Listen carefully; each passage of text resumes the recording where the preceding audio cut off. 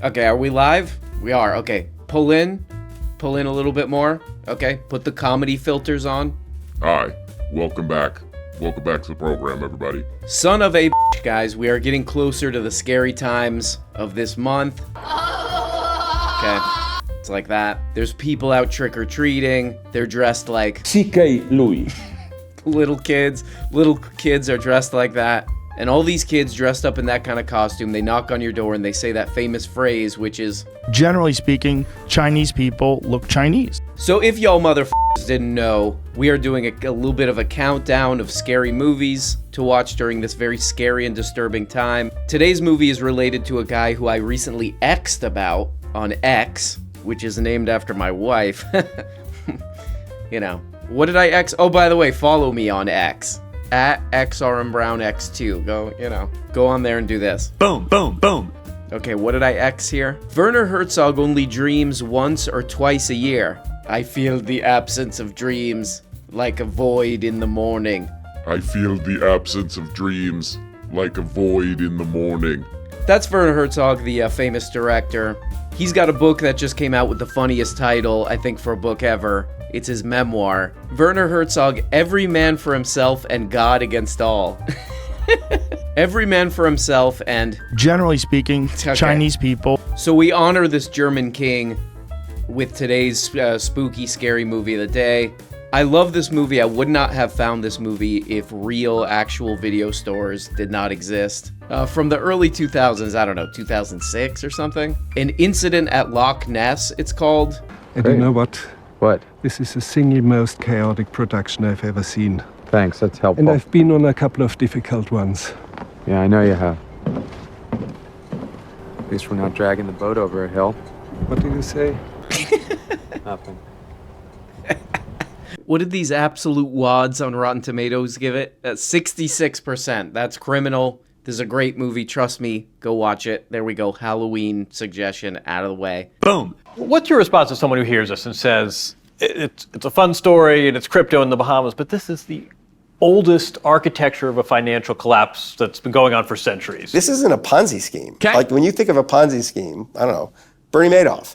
The problem is there's no real business there. What? The dollar coming in is being used to pay the dollar going out. Right. And in this case, they actually had a great real business. If no one had ever cast aspersions on the business, if there hadn't been a run on customer deposits, they'd still be sitting there making tons of money. How did Tom Brady react to this? How'd Tom Brady react to this? The first reaction was very sad. It was sadness. He clearly really liked him. Not and he Tom. really liked the hope that he brought. I mean, a lot of people wanted there to be a Sam.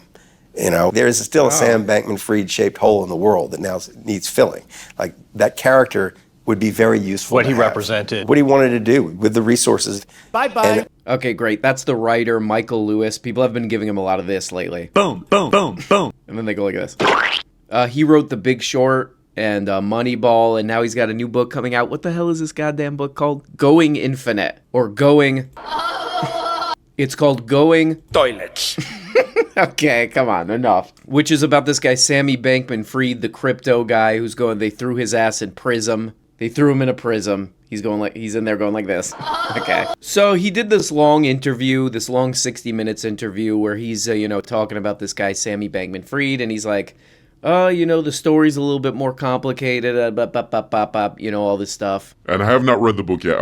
Maybe I'll read it. I don't know. But that's what he seems to be saying in this interview, is like, it's a little more complicated. But I think most people understand this Sammy Bankman-Fried story by now. I mean, the cryptocurrency thing started off kind of interesting. It's like, you can transfer money to people and you don't need a bank and blah, blah, blah.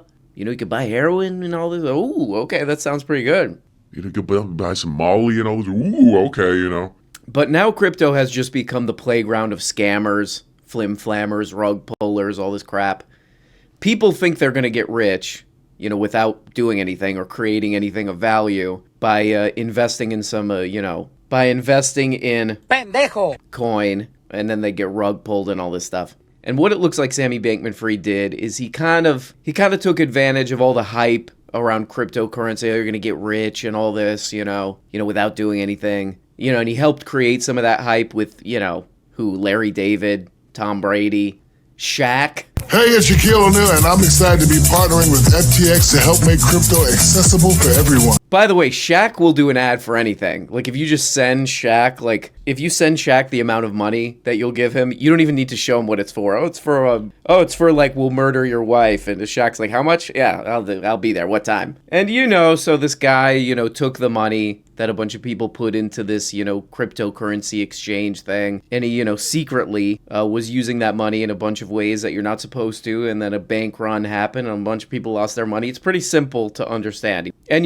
maybe it's an example of the failure of this kind of libertarian idea of if you just let these geniuses, these brain geniuses run wild and do whatever they want and don't protect consumers and all this stuff, they'll figure it out and it'll all work out. That didn't happen. A bunch of people lost their ass. They lost this. So I don't know what the hell Michael Lewis is. I don't know what the hell he's talking about. But I like his little take on Tom Brady, that Tom Brady really liked Sammy Bankman-Fried. Any of the people surrounding him, these celebrities, do it because they found him interesting, or was it all because he's worth $20-some billion? A good question. It's probably not fair for me to speak for them, but I will speak for them. Oh. What? Tom Brady, I think, adored him. Really? I think Tom Brady thought he was just a really interesting person. I think he'd like to hear what he had to say. What's up, guys? I'm here with my boy Sam from FTX. And he really liked Tom Brady. Bros, and Sam wasn't a big sports person, so it was funny to watch that interaction. It was like, these two people actually get along. It's like the class nerd and the quarterback. Two high school tribes. The nerd of all nerds. Even the nerds don't hang out with this nerd. Hey, Mike, I'm saying they're bros. That's right. Mikey Lewis is right here. Okay, they were bros. Tom Brady just adored this guy. I wonder if the fact that this guy gave him $55 million had anything to do with that. Probably not. No, he was just... He looked at that $55 million Tom Brady did, and he said, I don't even need this. I just want to hang out with this guy. And he gave it back. He burnt it, actually. And he said, I just want to be bros, actually. I mean, come on, man. Come on, Mike. How much did these guys get? LD, that's what I call Larry David. When I'm yelling at him for the wrong thing that he did, socially, the social faux pas he did, I call him LD. LD got 10 mil. Steph Curry got 35 mil. Woo. I wonder if Larry David got into a Larry David style thing. He's like, how much did Steph Curry get? I love the idea, too, from Mike Lewis here, that, Tom Brady just really loved this guy. He's just like, wow, man, this guy's awesome. Had nothing to do with the $55 million for promoting this company that turned out to be a scam.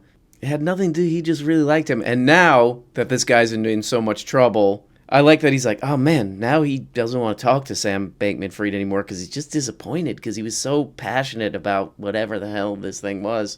And it somehow it was all like friendship and personal, and it wasn't just that this guy took a bunch of money and he's like, whoa, I was promoting a scam. Uh-oh, I better distance myself from this. That's, I might still read this book because there's probably some interesting details in this book. What the hell are you talking about, Mike? This guy, Rob Larson, friend of the show, Rob Larson, did a really good sort of summary of this whole case that's been going on. What is this thing called? The Sam Bankman-Fried trial is a perfect emblem for the crypto scam economy. Oh, hey, take it back. Boom. For one day. This whole crypto thing, it's a bit of... a crystal flute.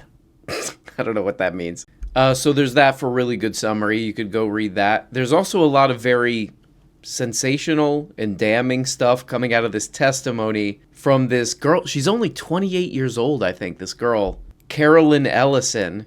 Ellison directly alleged that Bankman-Fried committed crimes. Moments after Ellison took the stand, the prosecutor asked, when you were working at this company, did you commit any crimes? And she said, yes, we did. These crimes included fraud, conspiracy to commit fraud, and money laundering. Oh, that doesn't sound good. It sounds like this. Pendejo. Ooh, this one's really interesting. Ellison said Bankman-Fried's warped utilitarian beliefs poisoned her own ethics. He said that he was a utilitarian and he believed that the ways that people tried to justify rules like, quote, don't lie, and, quote, don't steal within utilitarianism didn't work. And he thought that the only moral rule that mattered was doing whatever would maximize utility. So essentially trying to create the greatest good for the greatest number of people or beings. He said he didn't think rules like don't lie or don't steal fit into that framework. Oh, geez, okay. That seems to justify a lot of crap. I'm going to start using that You know, hey, you can't drink and drive. Well, I'm sorry, that doesn't fit into my framework. Yeah, I mean, this is kind of what I would hope they would talk about in a 60 Minutes interview like this, you know, this idea that like, oh, I'm super smart. I don't have to play by the rules that are meant to protect people. You know, the type of rules that people were talking about after the Great Depression, you know, when the economy crashed and people were living in Toilets. Okay, by the way, people have been giving this Carolyn Ellison lady a really hard time. They're doing a lot of this. Boom, boom, boom. I got to show this. Here we go. Out their knowledge. She portrayed Bankman-Fried Look at as that. a very ambitious. Look at that courtroom sketch. Come on, courtroom sketch artist. Give her a break. Okay, so whatever. That's what's been going on the past couple weeks with this very, high-profile case and all this. This trial is still going on, and there's a Verge reporter there who wrote a pretty funny article about this. I'll read some of it. Today, the defense started its case. Ooh. Okay. Which should theoretically present Bankston-Fried in a better light. But if what I saw of him on the stand is any indication, he may be more damning for himself than any prosecution's witnesses. Hey, come on, man. Take it back. Oh!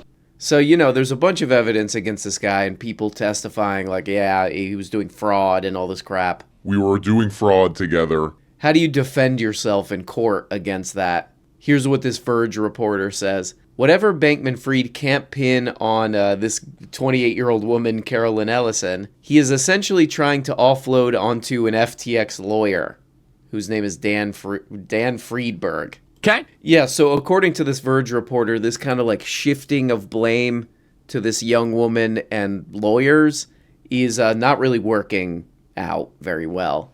It was like watching someone get run over by a very slow-moving steamroller. And here's where Michael Lewis comes back in. Neither of Bankman-Fried's parents seem to be enjoying this. Michael Lewis, whose most recent book is a portrait of Bankman-Fried, was in the courtroom for his first time. Though the reporting in Going Infinite suggests that Bankman-Fried is an unrestrained sociopath, Lewis's general attitude toward Bankman-Fried is maybe best summed up as, I love my gamer son. In the courtroom, Lewis looked pretty bummed, occasionally shaking his head. Oh no. And yeah, so that's, I think, the kind of the way that a lot of us see cryptocurrency now, like at one point it might have been something interesting and maybe there's an interesting side to it. But it's just become this scamosphere, this scam world that this guy is just kind of a part of. There's nothing really interesting or creative going on here. It's just old-timey, old-fashioned scams. And I don't know, maybe that's what this guy Michael Lewis didn't get about this whole thing. That this guy is not like a really interesting intellect or doing anything, amazing. He's just kind of in that scam world. This is from the New Republic. Like his employees, his marks, his dupes, his cheated counterparties, Sammy Bankston-Fried's biographer cast this figure, shambolic, often dirty, rude, condescending. Hey, show him some respect, man. It's weird. Wildly unpleasant. Oh! And I'm afraid to say not evidently nearly as smart as everyone gave him credit for, as a once-in-a-generation intellect, not because he was one, but because he had to be. This boy with neither affect nor depth, neither emotional intelligence nor intellectual insight, was a blank canvas on which to paint the image of a great mind that did not exist. A scammer and a sociopath cast as a neurodivergent genius. He was the worst possible thing for a biographer of real but limited talent. Come on. He was boring.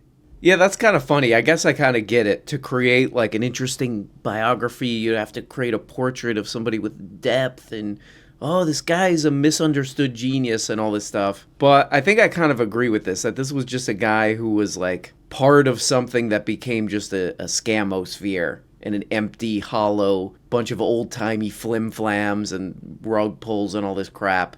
And that's it. That's pretty much it, So there we go. Sammy Bankston-Fried, Mike Lewis, forever. Guys, thank Christ it's Friday. When I look at Friday, I go like this. Dead! When I look at Friday, I say, thank God I can have fun. For one day! So I hope you guys have a great time. I hope you have a fun weekend. And you go like this. I go... Oh, whoa, doing donuts. And I hope if historians look back at what you did this weekend, I hope they say, it's weird. So I love you guys. I hope you have a great time. But before we go, Your moment of spooky Halloween zen. Number 2. The question we ask ourselves is this.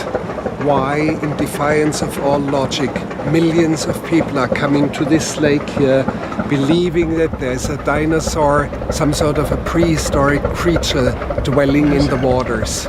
Why, of all locks in Scotland, is it this one? Hey guys. Guess what? You're not even getting the whole show. If you want every episode and a whole bunch of other Subscribe on Patreon. subscribe on Patreon for as little as 2 bones. Just click the stupid little link below the video in the comments. See, right there. There you go. Click it and that, yep.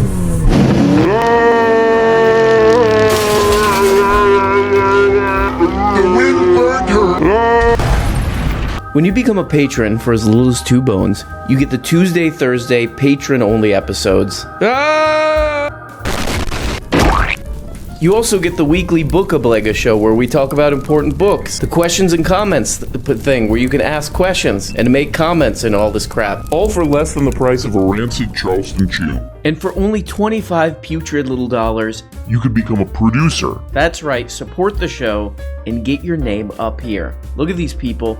Look at these people. It make the show possible, okay? God.